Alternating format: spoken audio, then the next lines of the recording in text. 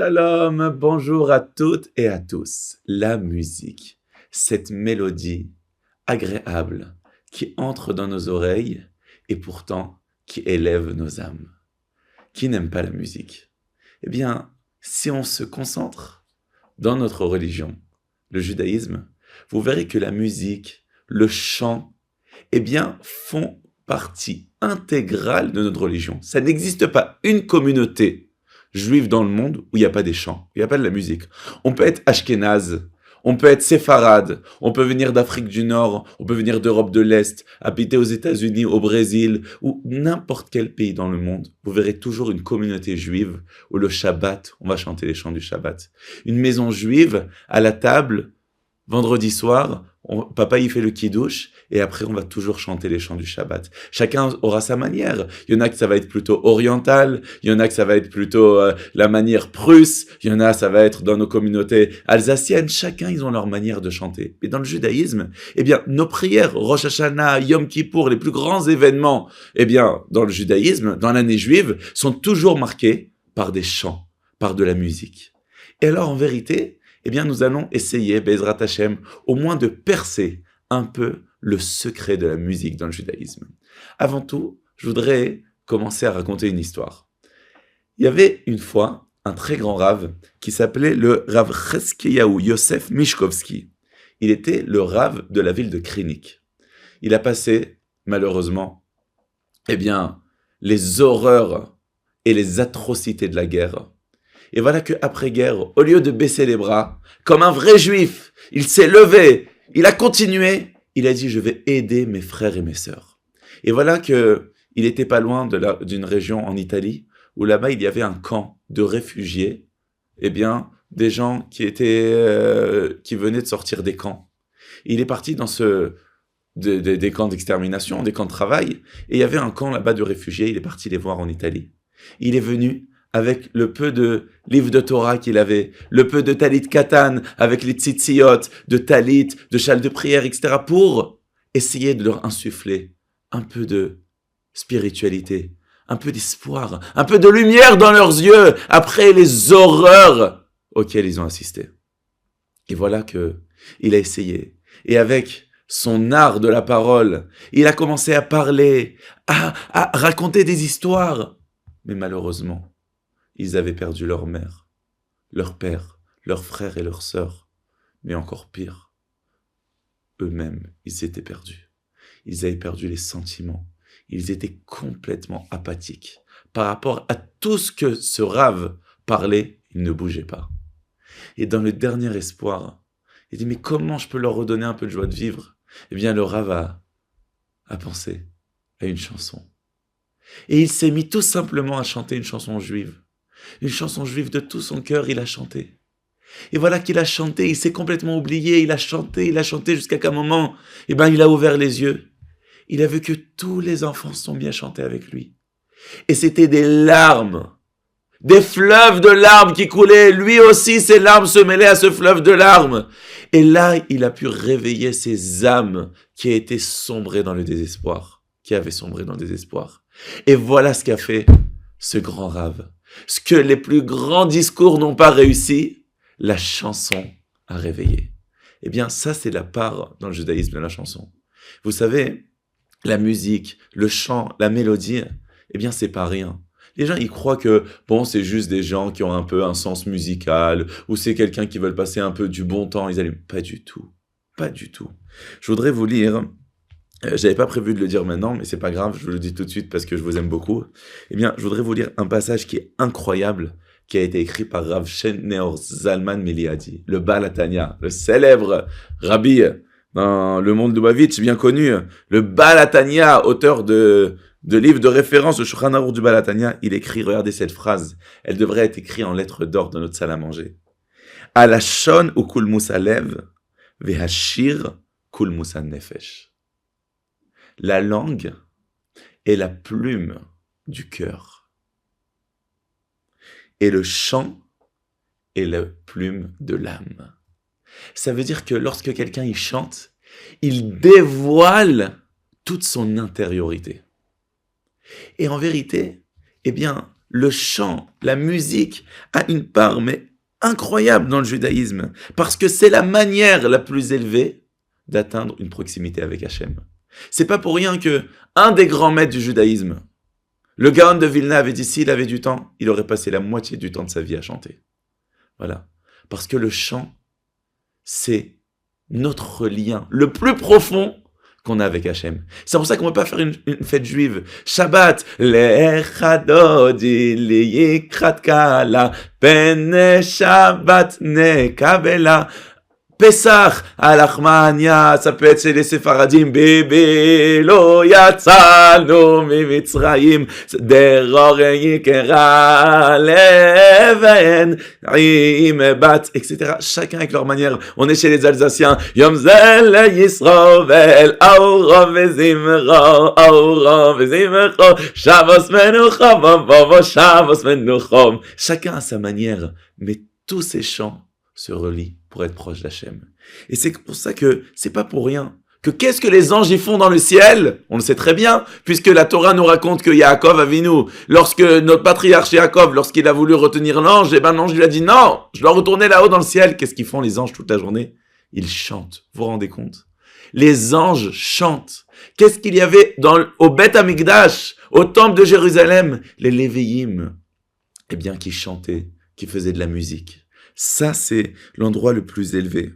Et c'était pas n'importe qui. C'était la tribu de Lévi, la tribu choisie par Dieu, la tribu des Kohanim, la tribu des prêtres, la tribu des Lévi'im. C'était eux qui étaient choisis pour chanter pour Akadosh Baruch Hu. C'est quand même que la Gemara, le Talmud dans Arachin, il dit Minayin leikar shira min Torah, d'où on sait que le chant dans le judaïsme. Et pour nous répondre à partir d'un pasuk de la Torah dans Dvarim 28, 47, Tachat asher lo'avata et Hashem Elokecha, beshira, besimcha uvetuv levav.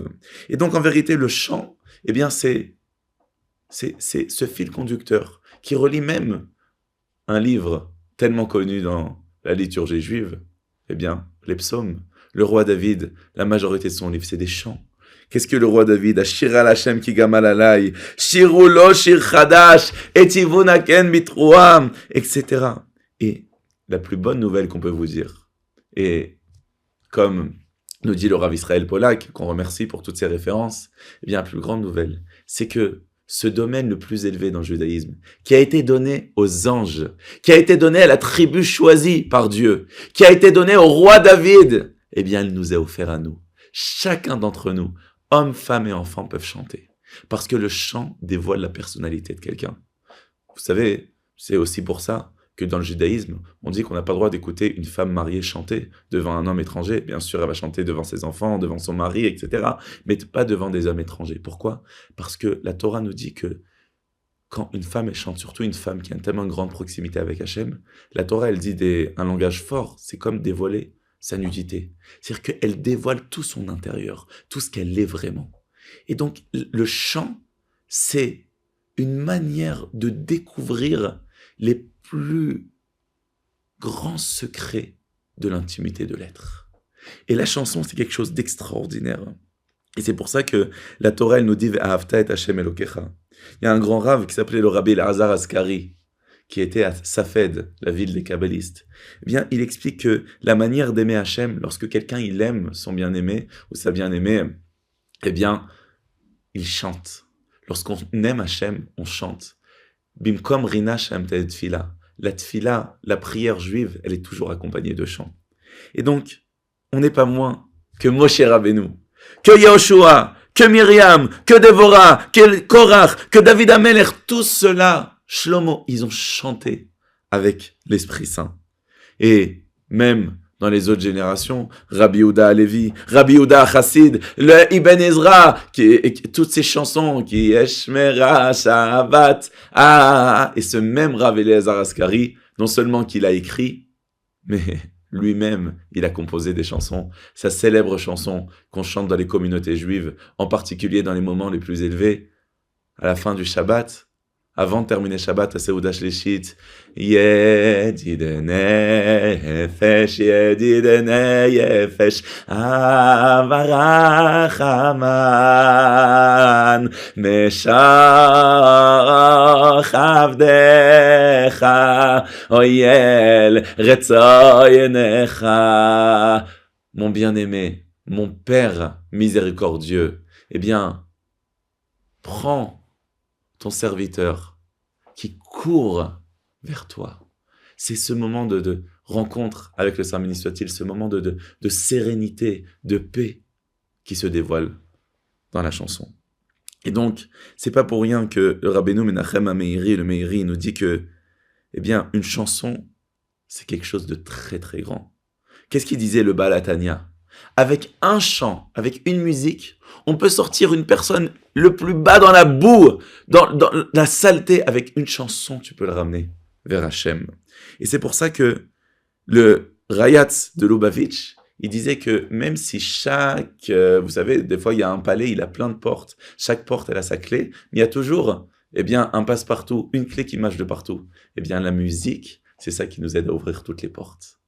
Et même, vous savez, il y a quelque chose d'incroyable, c'est que il disait le Rabbi Israël de Modjitz, et ça dans le monde chassidique, on sait combien on donne de la place à la chanson et à la musique, eh bien il disait que dans le ciel, le Hechal de la Negina, c'est le Hechal de la Teshuvah. L'endroit de la mélodie dans le ciel, c'est l'endroit du retour vers Hachem. Et donc c'est pour ça que les plus grands rabbanim, les plus grands tzadikim, eh bien, ils faisaient attention que même dans les yeshivot où on ne perdait pas un moment, même le Chafetz Chaim, que pas un moment de sa vie il perdait, eh bien, il disait à Bachorei Yeshivot, chantez, dansez pour la Torah, Simchat Torah, on danse, on chante, c'est ça qui est extraordinaire. Maintenant, on ne peut pas terminer de parler de la chanson et la musique dans le judaïsme sans mentionner quand même qu'avec toute sa valeur, ça présente aussi un danger. Un danger ? Quoi ? Il exagère quand même, un danger, qu'est-ce qu'il y a de dangereux ? Oui, parce que comme on a dit dans la chanson, c'est quelque chose de spirituel. C'est quelque chose de très élevé. Et de la même manière que la chanson peut élever quelqu'un dans les plus hautes sphères, elle peut le faire descendre dans les plus grands abîmes. Si, chas v'shalom, la chanson est utilisée pour le mal. Vous savez qu'un livre de loi juive, le Mishnah Berurah, nous dit que même un enfant qui est petit, on doit lui chanter des chansons qui sont douces, des chansons agréables, des chansons spirituelles, pas des chansons qui ont été composées par des gens vilains, parce que par la chanson, on fait passer la personnalité de la personne. Et même un enfant, de lui chanter une chanson qui a été écrite par une mauvaise personne, ça peut lui faire du mal, ça va lui faire du mal. Et donc, malheureusement, eh bien, ça fait partie aussi eh bien, des combats du Satan et du mauvais penchant, c'est que même dans cette sphère la plus élevée qui est la mélodie, la musique et la chanson, eh bien est rentré aussi le Satan, où malheureusement la chanson est utilisée pour des bêtises, pour rabaisser, et des fois on appelle la musique chassidique des choses qui n'ont rien à voir avec l'élévation spirituelle, c'est juste des boum boum boum boum boum boum, on se regarde dans des boîtes de nuit, mais c'est pas ça qui va nous élever. Et c'est pour ça que c'est très important, même dans un mariage. Vous savez que quand je me suis marié, ma propre épouse, qu'Hachem la garde en bonne santé, avec ses parents, mes beaux-parents que je salue, eh bien ils avaient choisi à la veille du mariage toutes les chansons qui allaient être chantées. Parce qu'un moment le plus élevé, le plus beau jour de notre vie de se marier, eh bien il doit être saint, avec des chansons qui nous élèvent, avec un moment justement, de paix, de sérénité, d'amour. Eh bien, c'est ça, le judaïsme. Et je consacre ce cours à mes parents, qu'Hachem les garde en bonne santé, et à ma chère maman, que depuis que je suis petit, pour ceux qui la connaissent, surtout dans la ville de Lyon, eh bien, elle m'a toujours donné cet amour du chant. Chez nous, c'était impensable de passer un repas de Shabbat sans chanter. Toujours, eh bien, elle-même, elle nous chante le Birkat Amazon et tout, eh bien que ça soit Bezrat Hashem pour sa bonne santé, elle avec mon papa, Bezrat Hashem. Mais en tout cas, savoir une chose, c'est que la chanson dans le judaïsme, c'est la clé de tout. Et c'est ça qui nous amènera la plus grande des mélodies, la venue du Mashiach. Et Meravenu. Amen. Amen. Oy ani מאמין, oy ani מאמין באמונה שלמה, oy בביאת, oy המשיח, אני מאמין. N'oubliez pas d'allumer la musique après. Que des bonnes choses. Un grand bonjour de Jérusalem.